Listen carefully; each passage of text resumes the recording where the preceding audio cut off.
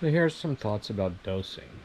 Interestingly enough, here in our ceremonies, our serving cup is fairly small. We don't need to drink a lot of medicine. We can always drink more, and anytime anyone wants to, they're welcome to come up and drink more.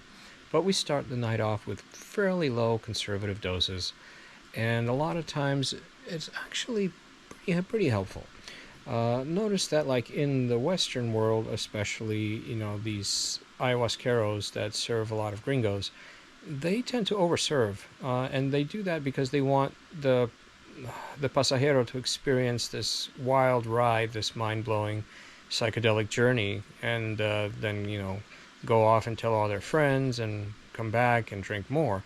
So that is kind of the focus a lot of times on these ayahuasca tourists, is to sell them the experience, not necessarily any kind of deep healing.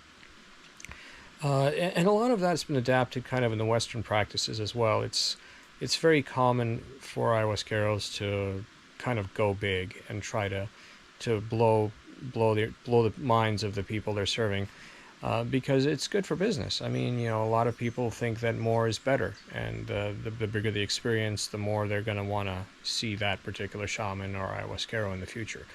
But there's kind of a double-edged sword. When you think about dosing, think about the impact of a heavy dose and the kind of journeys that you have.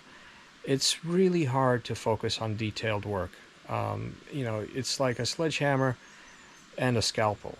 You can crush a lot of things with a sledgehammer, but there's always collateral damage. And if there's stuff in there that's delicate or sensitive, sometimes you need a little bit more presence and a little bit more awareness to kind of go in there and work it out. So with us, I've been dosing fairly conservatively here, and it's been working great for me. And a lot of times, if anyone ever needs more, of course, they're welcome to get more. But the reason why small doses work well here is because we have a whole week of prep before our ceremony. A lot of Westerners will eat salt and drink coffee right up to a day or two before their ceremony, and of course they'll be eating fats and maybe dairy.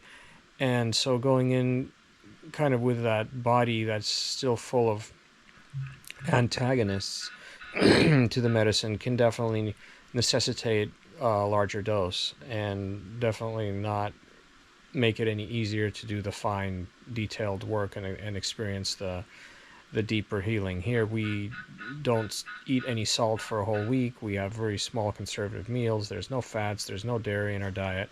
And we spend a week just kind of sitting in our own space. We don't get on our cell phones. We don't deal with everyday problems. We don't have errands or chores to run. We just kind of sit in our space and kind of get to know ourselves. And so when we go into ceremony, after a week of that, it definitely makes a difference. So that's just my thoughts about dosing.